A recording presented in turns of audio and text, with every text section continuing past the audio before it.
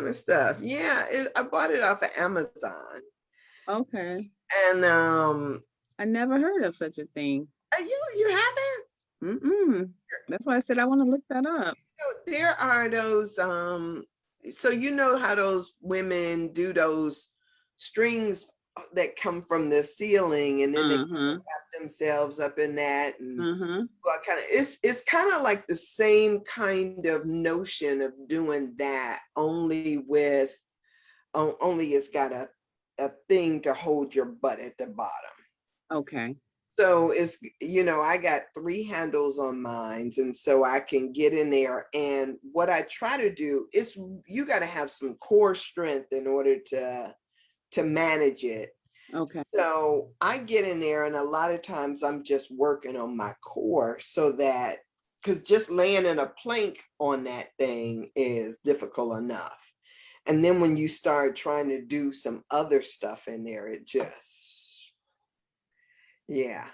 Okay. I have to look that up. I Burgers, never heard of that. yeah, all kind of stuff.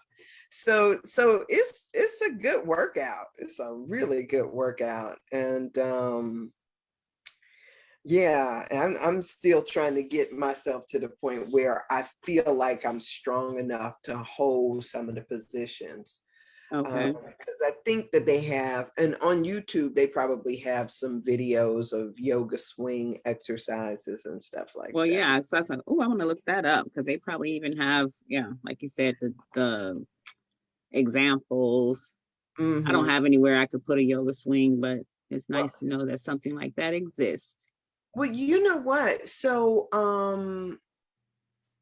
in my bed, because at first I was trying to do it out on my porch. So I had them when they put up Hmm. my porches, I had them put up some things up on the rafters. But Okay. when I went in my basement, there is a what do you call it? They're not called rafters, they're called joists. Okay. So there's the joists that come off, but then there's a main joist that runs through the house. And so they have these straps that come with it. And so you just strap that around the main joist. And if that thing can hold up a house, I know it can hold up my behind. Okay. So you added to, okay, I'm gonna look it up. But Yeah, mhm. yeah. And then just look for some ways to you know to put it in. Yeah. Good morning, Erica. Good And morning, Erica. I started out saying the same thing Added to to. her as Okay. I'm gonna, I'm sorry. what happened? Oh no, I was telling Erica, she was like, y'all are dressed up in all pattern today, right? So here's my thing. It was 7:13 and I didn't have on my clothes yet. So I as I'm coming out of the room there, I got some hooks up on my door and I just grabbed the first shirt off of the hook and threw it over my head. So I'm sitting here thinking to myself, I'm gonna be freezing in a minute because it is still here Oh and my goodness. it's cold. Rainy and cold. Yeah. What the world? Yeah. So I don't have on no sleeves, and this is one of them long shirts you put over a stretch pants. So I'm feeling kind of funny today. Well, I have on shoes. I I got on house shoes, but but yeah, I'm feeling a little funny today, a little self-conscious. I really would love to go and put on a t-shirt because I got a feeling. Well, no, I'm not gonna get cold because I forget about those things when I'm in here with y'all. Oh, there you go. So it's all good. It's all good. So good morning. Good morning. So I feel like a light bulb. Light Yeah, bulbs are good. like a light bulb. Yes, yes, yes. I love it when light bulbs go on. Hey, Gretchen. Good morning. Oh, she thought it was a hot flash prep. You know what, Gretchen? My hot flash is in my power surges, right? Let's call them what they are. My power surges have greatly decreased in the last year. However, I am going to, like yesterday, I was saying how we just put our hand on a piece and hold it, trying to make sure. I'm going to hold off on that until we get in the midst of summer. Yeah. Because, power surges are a little different in the summer than they are in the wintertime. But I will tell you that I have one of those saunas that I have in my house now that I'm in every Monday, Wednesday, and Friday. And the sauna has greatly helped me as far as all the moisture in my system. I'll say it that way. That moisture that just loves to ooze out of my pores. That sauna has helped greatly. So I don't. Did you know that it would do that when you started I did not. using it? I Okay. did not. You know what? I had looked and I was really trying to understand the health benefits of a number of things. So people swear by saunas. Okay. I wanted to understand that.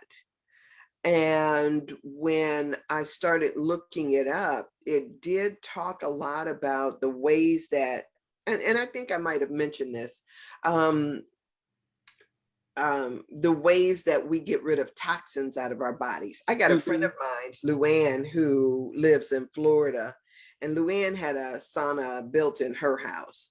And Luann said that she asked the doctor, she was like, what are the ways that weight leaves our body? Oh yeah, you did mention this. Yeah, yeah. And so he said either you pee it out, you crap it out, Or sweating it in. sweat it out. And so it was one of those three ways. And so that's why she got a sauna built. I have another friend of mine who went through a major transformation in everything, her appearance and all this other stuff. And I was asking her, girl, what you doing? One of them things. What you doing? What done got a hold of her or something? And for her, she had done a yoni steam and got hooked on getting the yoni steam. And so, when I started researching saunas and they were talking about, especially in different countries, depending upon what country you live in, people swear by those saunas.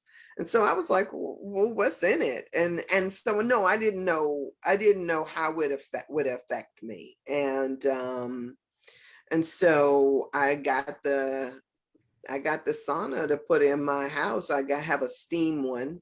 There's people who do the infrared, and they will do the infrared blankets and all that stuff. But the sauna is amazing, and it gets your heart going, just like if you were to do a bunch of exercise. Like if you were to Really?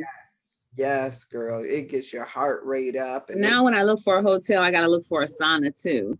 okay. Okay. Okay. Not all hotels have saunas, and they No. don't have saunas at my gym. Is that something that you can rent? Yes, they do.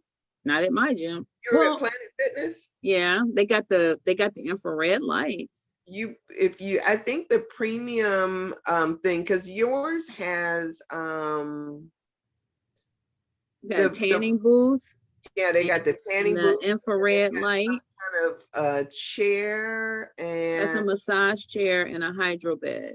yeah. And so it may be the infrared, because somebody told me that Planet Fitness had saunas.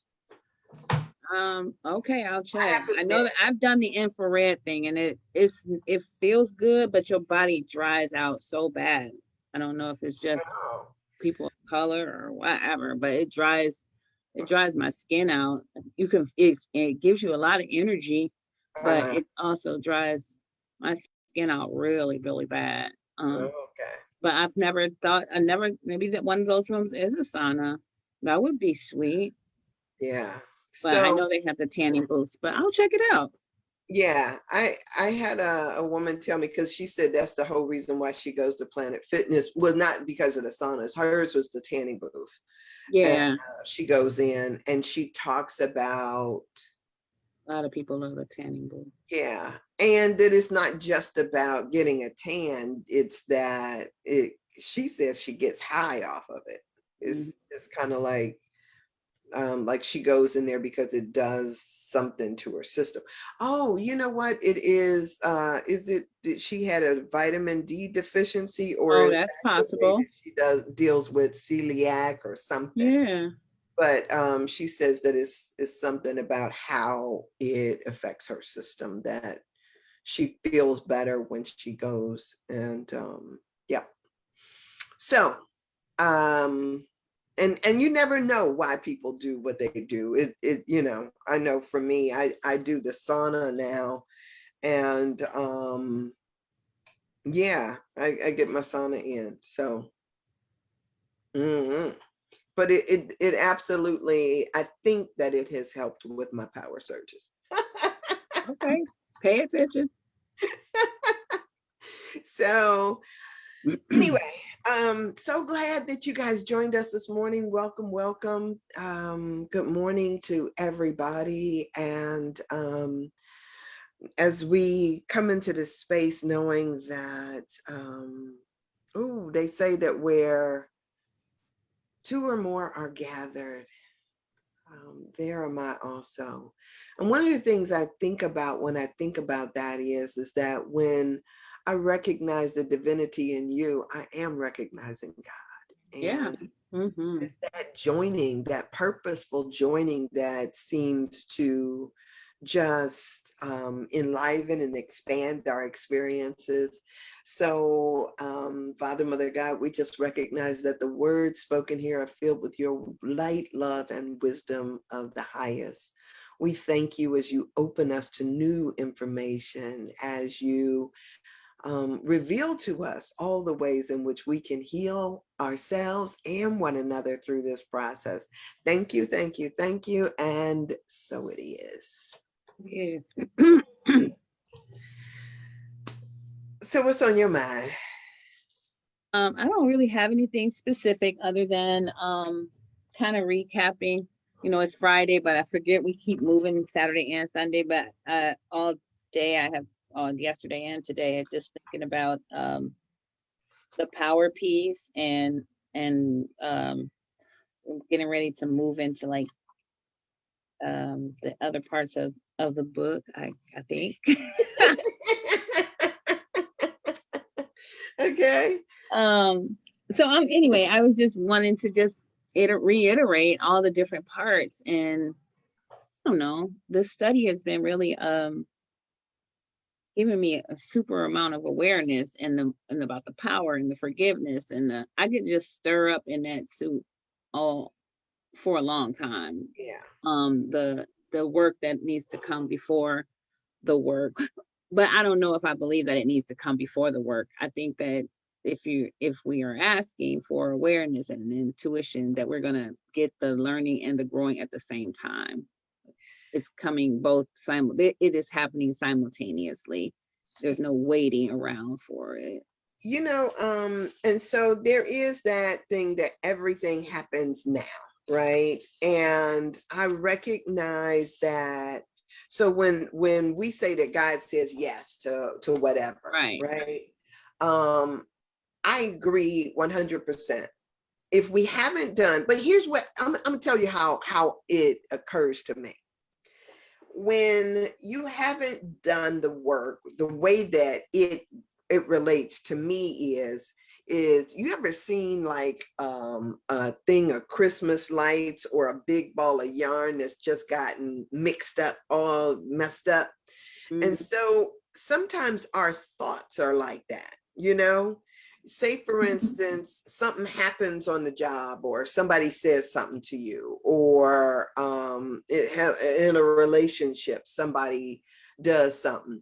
And what our mind tends to do is that we start ruminating over stuff. And it just seems like it gets to be this big jumble of congested thought. And so I know, like, um when I haven't done my work, when I haven't done my meditation, it's hard for me to look at something and say, oh, this is what it is, and then move it so that I'm not focused on it. And so what some people do is that they get jumbled up in the junk and they can no longer hear. Right. So if you can't hear, if you can't get out of your jumble, because I want to give an example of the jumble. Because what we do is wonder what they meant by that. I wonder why. Yes. And then we start making up stories, and then we got all of this stuff, and it just kind of just keeps. And instead of the tangle unraveling itself, because we don't, a lot of times when we're focused on this this stuff, this mass of stuff, we can't, it's hard to detach from it. Mm-hmm.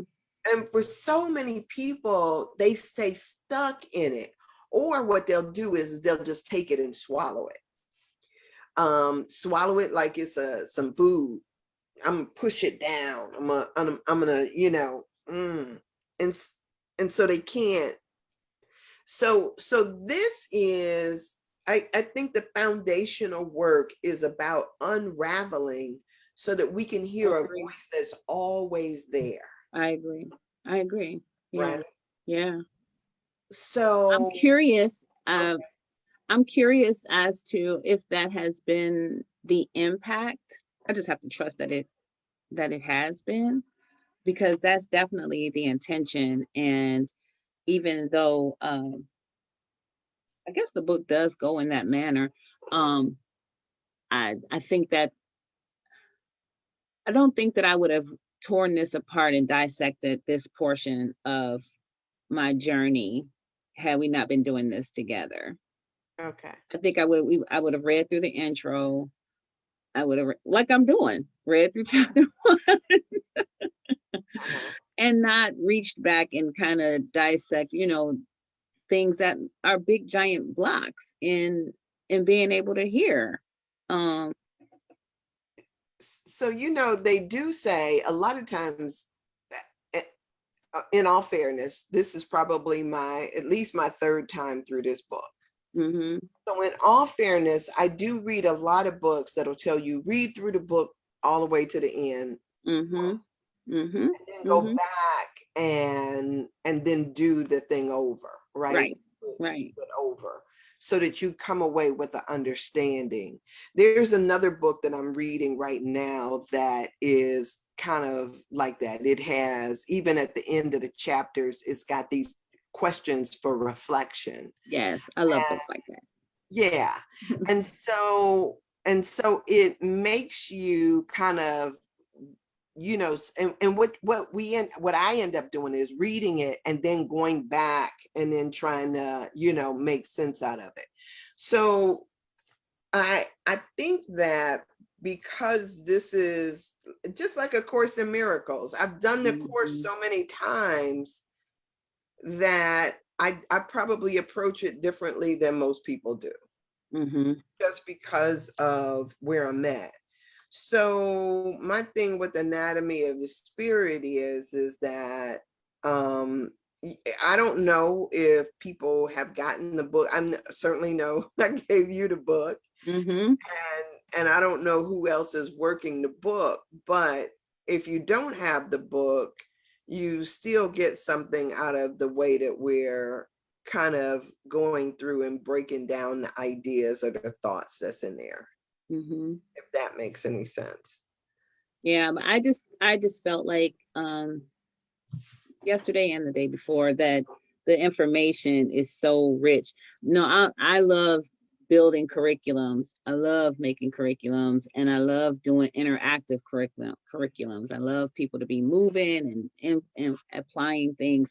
And so when I'm just thinking about it, I just had this appreciation for how it's unfolding, just the different we went into the archetypes and what that means, and to give somebody some curiosity around that. Mhm.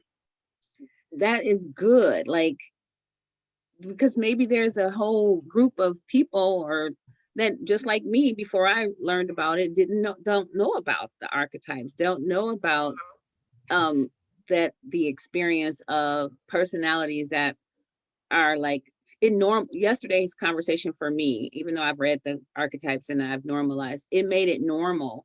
The things that are running behind as themes, it made it it's always been normal, but I'm saying for someone that's listening, I think that listening to those archetypes yesterday was like, my prayer, my desire was that, I hope somebody sees that it's affirming that this is just a part of who we are. Right. This is all like this affirming, like people understand that, wow, that's just a given for me. There's nothing intrinsically wrong with me. Like, Uh-huh. no, these aspects of me is what it is. And I think that one of the terrible things that religion has done for people is it has given people this it's kind of like I used to talk about, a lot of parents do. In order to make their kids good, they do some stuff that make them really feel bad, and it guilt trips them, whether you get caught up in guilt or shame and all that Right. stuff. And so a lot of times we come out of these situations feeling wounded and not fully in our power because we're so busy trying to follow the rules to be good instead of learning how to be true. Yeah.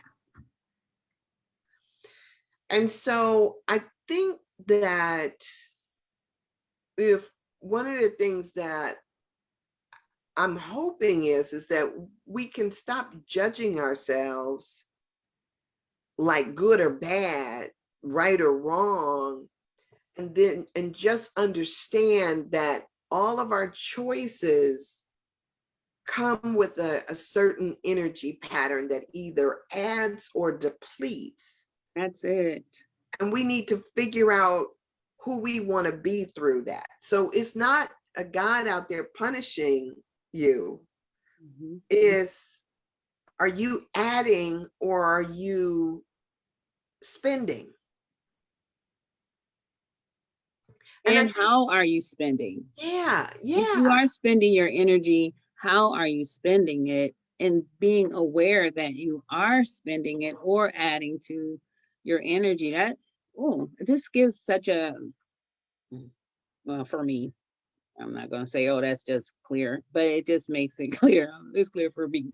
That, and plus, I think when you meditate too, you practice awareness of energy. So then you can become aware of do I want to expend my energy on this? What am I getting in this exchange? What's happening here? Even in my thought life, what's happening am I with this thought that I'm holding right now? Am I bringing life to me, or am I pushing it away? yeah, yeah, yeah. So in that regard, and here's the thing too, because a lot of times we don't have the, I don't want to say sense enough, but sometimes what we need to do is do an about face or reallocate or reclaim or something when it comes down to, say, for instance, I find out that I've taken on a job and that this job um, is depleting my energy for any number of reasons. Sometimes it's the way that I approach it, right? Sometimes it is because it goes against my principles. And one of the things she says in here is do I want to be happy or do I want to pay my mortgage? Right. Right. Oh, yeah, yeah, yeah. Sometimes it is the choices that we make are between those extremes. I've Ooh, and how many of us have been taught, no, you choose happiness? What is wrong with you? but most people say you choose money I because know. money is, you know, I know. because people associate power with money, and if you don't Yes. have, and the interesting thing is that, you know, I feel like right now I talk about that thing called hang time. I feel like right now I'm in hang time. Mm, And a lot of people are afraid of hang time. They want certainty. yeah. And sometimes that certainty can be an expense, a Mhm. huge expense, because certainty is you tethering yourself to something in the name of safety, when really the only thing that is safe is God. It's this. It's your faith that really gets fed. Mhm. But that to people is just like, yeah, they don't trust that solid ground will come up under them. So it becomes a little hard. It does. Yeah. Yeah. But this is, yeah, it's true. Yeah. It's true.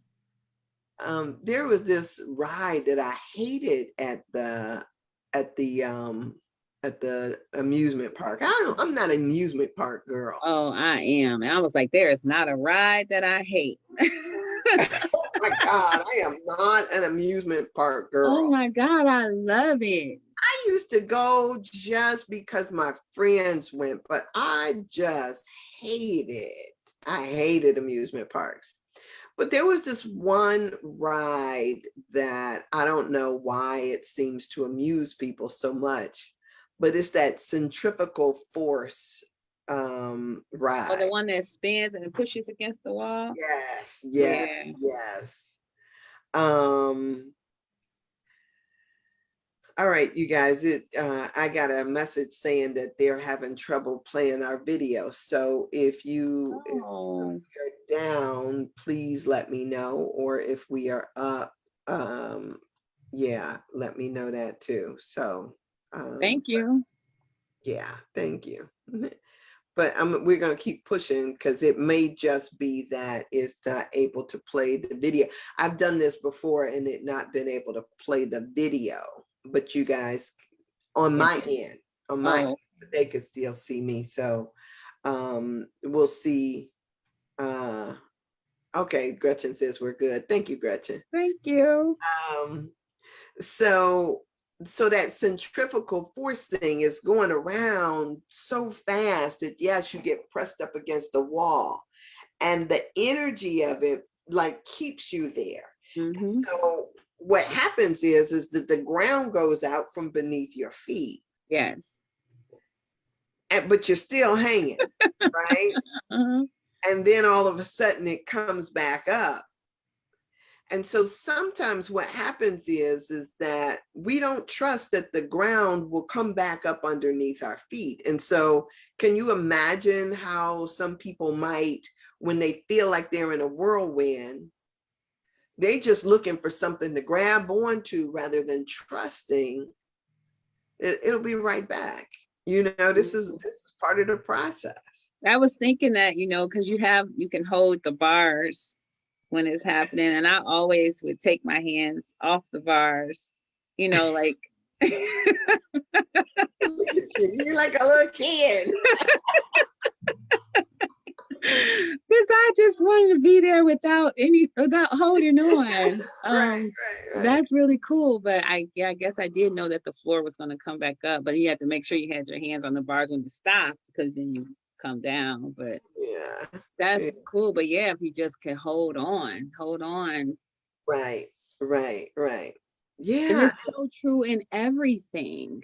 yeah, It is so true in it's a principle that is truth in everything. Um, yeah, yeah. yeah. That sense of being able to stay in hang time and trust that everything will work out is Mm-hmm. amazing. I was so glad when Gretchen put up that she had gotten a new position because I know that that was one of the things that seemed like it was vexing her. Mm-hmm. And so it's wonderful when you start to see things come together just like you know that they will. You just want to Mm-hmm. say, see, I told you. Right. I told you it was coming, you know. But it's the tendency for us, just like in musical chairs, to want to Mhm. secure our seat, you know. So we And ready feel to, this angst to get it. Like, yeah, I gotta get it before somebody gets it. But it's nobody can take that from you. Like, yeah, nobody can take my seat. It's mine. yeah, Yeah. yeah. So we are trusting and knowing and believing that yes, we are getting exactly what we're supposed to get. And then, you know, one of those things I'm always telling people is to stop trying to do God's work for God, right? What you talking Just, about? huh? I said, what are you talking about?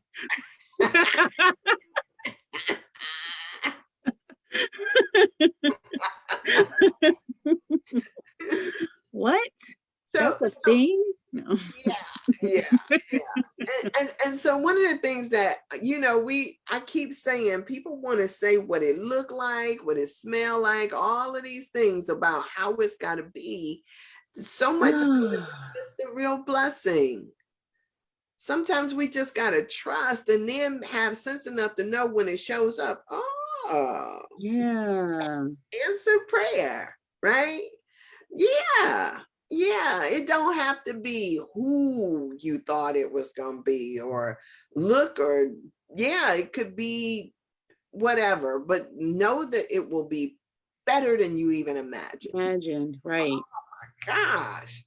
When I just relax in that and be like, all right, God got it, right? God got it. When I just relax in that, is better than I could have imagined. Mm-hmm. So, and But so, here's, go go ahead. ahead. No. So to hear you say that is like truth. And the thing is that the medical intuitive, what they see, what we can see in ourselves is when that statement right there is not manifesting in our actions or our thoughts or whatever, because that's where the sickness comes in. That's where the light is dimmed. It's because I don't really believe that God's got it. So that's principle number 3, right?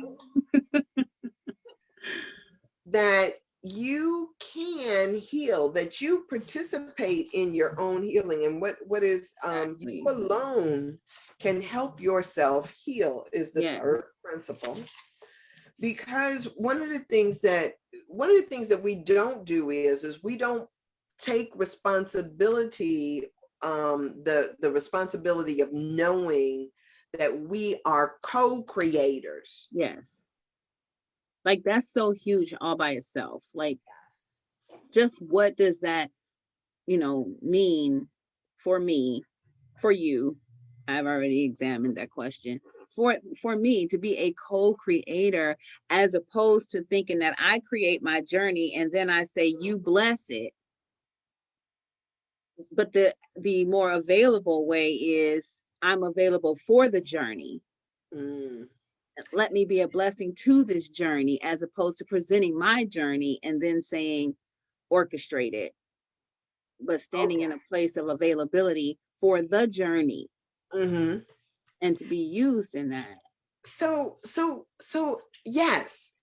And but here's the thing is that one of the things that I think as a society we have been taught is a passive way of dealing with our health. Mm. Go into a doctor and doctor tell me what's wrong and they run a bunch of tests, right? Ooh, uh-huh. To tell you what sometimes what you already know or that you already have an inkling of. Like, Like, so say mm-hmm. for instance, I was having a pain over here and I was like thinking like, okay, what is this? What is this? So it wasn't really a pain. It was like I could feel something. What is this? What is this? Right?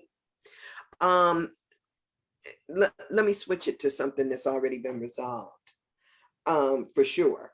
Because this is resolved, but it's just still working, doing whatever its work is. I had an abscess in my boob. Y'all, yes, I have a boobs, breastises. I had an abscess. And it was painful. It was painful and it was hot. You know, if you put your hand on it, it was hot to the touch. Oh. So I started going to the doctor, and first time they did this thing where they aspirated it. They stuck a needle in there and they drew out all this pus. It was terrible. And they put me on a boatload of antibiotics. And so the antibiotics, along with the aspirating it, took the fever out of it, right? And so it became this thing of, okay, I go in, I go back, because the pus was kind of continuously building up in there. It would build up. And so taking all those antibiotics, you know, it does work on your system too, right? So I'm dealing with this and I'm going back and forth to the doctor. And so it kind of heals itself. But then say for instance, 6 months later, it came right back. So here I go and I'm going to the doctor back and forth. And you know what I said to myself? I was like, I'm gonna stop taking all of these damn antibiotics, right? I started thinking to myself, okay, because this is straight up what I do. All right, God, tell me what this is. So I get this thing, I go over and I look at the book. The book says you're not giving up your milk when you have breast issues. You're not giving up your milk. What's my milk, right? So I'm working through this stuff at the same time I'm dealing with this abscess. So, you know, I was like, you know, so the second time I kind of handled it the same way, antibiotics, this, that, and the other. But what happened was something that was really weird. I'm sitting here at this desk and I'm working. And at the time I had this German Shepherd. And so I'm working at my desk. And I started smelling this foul odor. Oh my gosh, what? And I was like, you know, I called the dog. What did you do? And I'm looking at him and he looks perfectly normal, but this smell was just atrocious. So I'm rubbing all through his fur and he starts sniffing on me. And I'm like trying to figure out, like, dude, this don't smell like no fart, but what did you do? And I'm looking at him and he's smelling me. And so I draw back and it was like, I guess it looked like, say for instance, if you was leaking milk, it was like my shirt was just covered with pus to the point where it was like, I was thinking, oh my God, what is this? I'm like thinking, I'm not calling an ambulance, but let me call the nurse. So I called the helpline and they said, oh yeah, that's called abscess necessity. It will eat its way through your skin in order to come out. Wow. So what it did is it followed the line of where they had been sticking the needle in, which was at the weakest point in my skin. They followed the line and that stuff ate its way out and left me with a little hole right in my boob. And so I went to the doctor. After I got in the shower, I washed it all. I tried to squeeze out as much as I could. I know it's gross. Doctoring on myself. Sorry, y'all. But I tried as good as I could. And then I got dressed and I went to the doctor. And what they did was they started packing it with this gauze. And they said, okay, you got to pack this thing so that it heals from the inside out. Pack it every day. And eventually the hole will close up. So that's what I did. Girl, why 6 months later did I get this again? Oh, no. So in my mind, what I need y'all for? This thing by necessity is going to come out on its own. I don't need the doctor bill. I don't need all of that stuff. I don't need to deal with all of these people because personally, I was going to university hospital, not saying anything negative about university hospital. They have a breast clinic there. That's just, Yes. Mm-hmm. however, sometimes you will get 7 or 8 students that crowd in the room and Oh, everybody yes. wants to touch and see what this is like. Oh, let us manipulate it around. Mm-hmm. If you are in pain, you don't want 7 people over there trying to feel the parameters of where your Figure it abscess. out.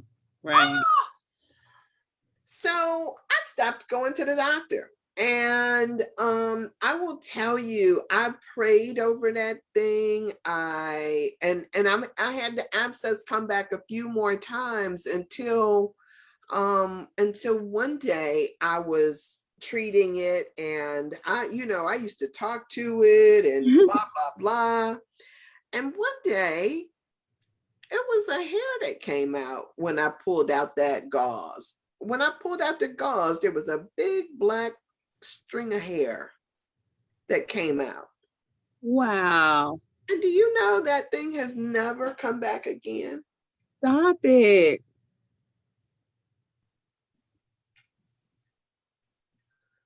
But I will tell you, Interesting. I never not give of my milk.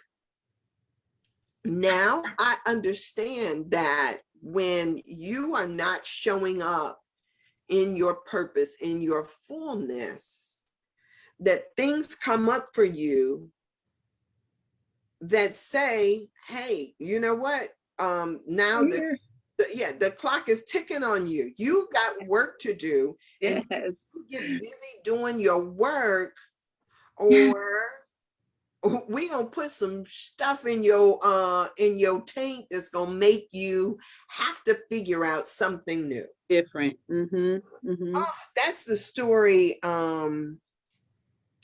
In University of Success, there is a story about this guy named Calvin, who he was recalled. His soul was recalled because they said, you're just wasting time, you know. You just wasting time. You gonna have to play that back, Erica, because I What did she say?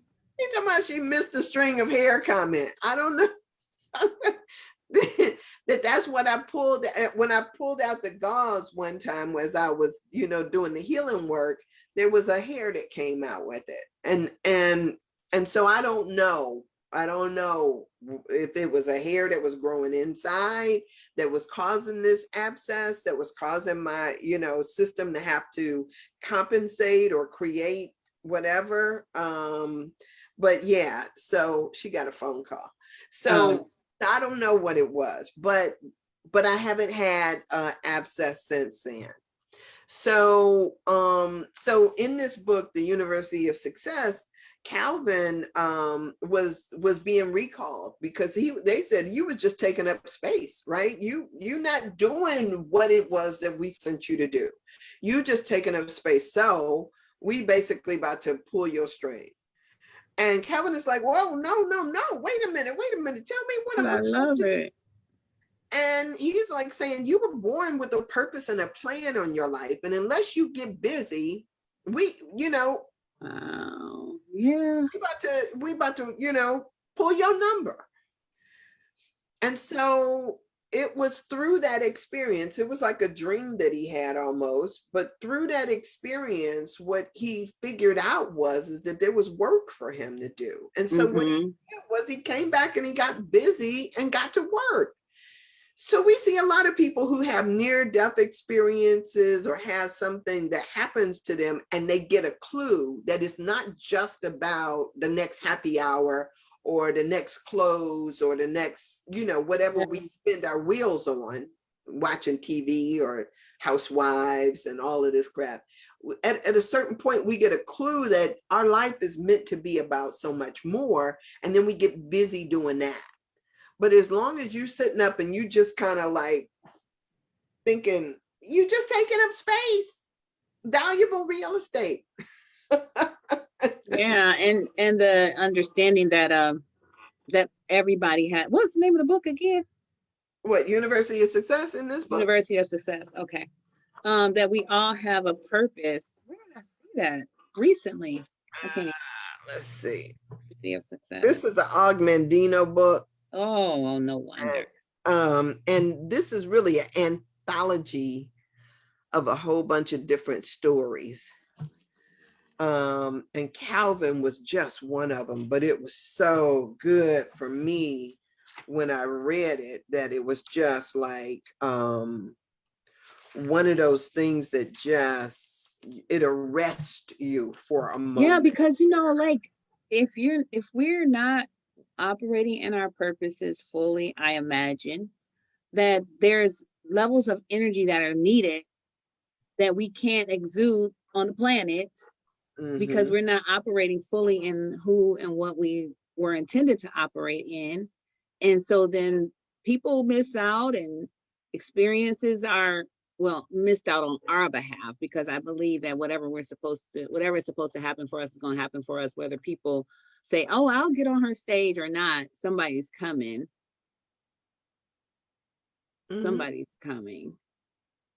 But everybody, yeah, I believe that everybody has something amazing to bring to the planet that's contrary to what we have been trained to believe, that there's just special people that can do special things and have special purposes. So let me read this for a second. So this is out of a story that let's see, who was the original author of this? Keith DeGreen, and this How to Accept the Challenge of Success. And this was in chapter 6 of this. And so Calvin at one time tells this person, he was like, I'm just a working stiff. I'm just an average guy. I work hard, but of course, I only have so much work to do, so much work to work with. I try as best as I can to get along with those around me. And I'm just me. Again, the engineer jumped out of his chair and he began thrashing in the air with his clipboard. No, no, no. 1,000 times no, he shouted. Humility does not require mediocrity. By insisting that you are just this or just that, or that you will never amount to much in the name of humility, you talk yourself down to a state of non-accomplishment. You program yourself for mediocrity. Humility requires no such sacrifice. It requires no such waste of life. Humility requires only that no matter what you do, you always recognize that it might have been done better. That you remain aware that your life is on earth, that your life on earth is temporary, and that those who occupy the planet with you have as much of a right to be here as you do. Oh, that's so good. I am afraid there is very little hope, Calvin. This may be the end. And so then there's a little shift, and it talks a little bit about some different stuff. And then it says, success is not something that must be deserved or earned. It is more an inherent right, an inherent responsibility. The only qualification for success is that you be you, that you utilize whatever combination of talent you possess to the fullest extent possible. Do you deserve success? Of course, you deserve no less. So then it goes through and it talks about some other stuff. And then I want to, because this was one of those things. I got all this stuff highlighted. It will never be done perfectly, no matter what it is, who you are, or what you're doing. all that you can ever do is your best, imperfect though it may be. But it is better to attempt to reach a goal and to reach it with an imperfect result than to not attempt at all.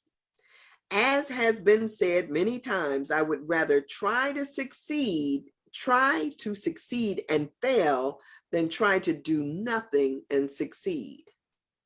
So fast forward, and then it says, this is one of the quotes that I kind of highlighted, and we hear it often now because Brene Brown wrote a book on with this title, and it's the title of her book. And so let me read this. There are few who have the right to criticize. Oh, yeah. Only those who stand by our side on the firing line and who suffer the same challenges we do possess the right. Only those who, as Theodore Roosevelt said, are with us in the arena with soiled hands and sweaty brow and a sense of purpose and daring and dedication can critique us. For now is the only time that we have. It is our only negotiable currency. Yesterday is a canceled check. Tomorrow is a promissory note. It is only today that we may spend the noble effort of using the gifts God gave us. So that's out of lesson number 6 in the University of Success, and Ogmandino graduates you through this particular book with scenario after scenario, telling you stuff like why competition is demeaning and is beneath you. It just, it's a really good book. I used to have 2. I gave one of them to a friend of mine who was supposed to return it, and he never did. But it was good because my having 2 was just being greedy, because I wanted one that was crisp and clean, and so that was it that I let him borrow, and I got the one that's kind of falling apart. But it's all good. It's one of those books that it'll kind of crop up from time to time. But it was all about this guy who was just trying to say, you know what, I'm just surviving, basically. And so when you just surviving, you're not operating in your purpose, right? What does it mean to operate in your purpose, with a plan, with some kind of something, and your ministry, don't get me wrong, because your ministry can be anywhere, right? anytime. Yeah. Mm-hmm. If you read about the transformation that happened to Nelson Mandela while he was in the prison, the way that not only did he transform himself, but everybody who was around him, in a place that all they did was try to degrade him, demean him, put him down, make him, just make him angry or whatever. I mean, you hear stories about the things that happen to people, and you can either rise to the occasion and transform your situation, your thinking, or you can just stay there. So, I used to, when I was going to Akron U, in the student center, there was this one bathroom that was upstairs and over in the corner where you could go in and there was nobody in there. The good bathrooms, right? The good bathrooms where you can have some degree of privacy, and you can go in there and chill, right? Without having to feel like, whatever. So it was a good bathroom. Anyway, I used to go up to this bathroom all the time because, when you first walked in, there was a little couch in there, and then there's all the stuff. Oh, that was a good bathroom. It was a really good bathroom. You could just go there and chill and not have to worry about anybody coming in there every few minutes, right? So there was this cleaning lady that was in there. Every once in a while she would be in there. I would usually try to wait till she came out. But, I talk to anybody. So I'm sitting in there one day and I'm just kind of chilling. And so I said something to her about, I've talked. So I started talking to her. And she started saying to me, like, she was telling me about this, that, and the other. And she was saying, yeah, some of these people can be really mean, like you may not see it, but she was like, they are really mean, and so I'm just sitting up there and I was like, well, I said, I don't know why it's like everybody gotta work, everybody got a purpose, all of this, and she was like, why I do this? And I was like, I said, you like cleaning? I said, it really don't matter to me. That's what I was trying to tell her. It really don't matter to me, right? It's not important. It's just what you do. And she says, I have 3 children that are attending college here for free. And I will be here until the last one leaves. So she says, I really don't care what everybody thinks because I got a plan. And she says, and if they go to grad school, she says, I'll be here even longer. Wow. But that was her mission. And a lot of times we don't recognize that those are the things that people do in order to make them work. But because we're so stuck in our stuff, I had a friend of mine. I got a girlfriend who we were down at a bar downtown at what is it called? Not that it matters what it's called, but it's one of the rock something. It's one of those famous bars. They got them everywhere. Anyway, we're in there at this thing, and my girlfriend is sitting there and she's kind of talking down to the bartender, and she's saying, like, she's basically talking all of this stuff about what she got and what she does and all this stuff. And the bartender says, yeah, well, I got my master's in this, and I got this, that, and the other. And she was like, well, what you doing in here? And she was like, wow. She says, I clear at least, such and such amount of money per night, cash, that I get to take home with me. She was like, my job does not pay like that. And so she was like, and I get to talk to all kind of people, meet all kind of people. She was like, my life is full because I work here. Yeah. Instead of getting caught up in our judgments, we got to see clearly that everybody is a part of this wonderful story, and they share, right? Yeah. I mean, that's where people get therapy at sometimes. A lot of times. Yeah. Gosh. A lot. So, the barbershop, the beauty shop, and the club. Yes. Girl, I used to feel like a troll going into places. I just was like, oh, can't wait to have a conversation. Somebody about to sit down next to me that I can kind of, because the way that I always think about it is that somebody has a gift from me. Somebody's got my blessing. And if I don't talk to you, I won't know what that blessing is. Yeah, I like that. Sometimes I just talk to people long enough to get my blessing. And once I get it, I know when I got it, I'd be like, there it is. Ah, good. And now I can leave you alone. Right. or I can see you again or whatever. But and for those of you who have been my blessing on a given day, usually I'll tell you right at the end, like, dang, that has blessed me. Thank you. I was looking for something, right? And I usually get it because I have an expectancy to get it. But that's what normally happens. So the third principle. I'm sorry. The third principle. No, you're good, because our time is coming to an end. It came to an end 1,000 times over. You alone can help yourself to heal. It says healing and curing are not the same thing. Right. I like that. Yes, I highlighted that. Yes. A cure occurs when one has successfully controlled or abated the physical progression of an illness. Curing a physical illness, however, does not necessarily mean that the emotional and psychological stress that were part of the illness were also alleviated.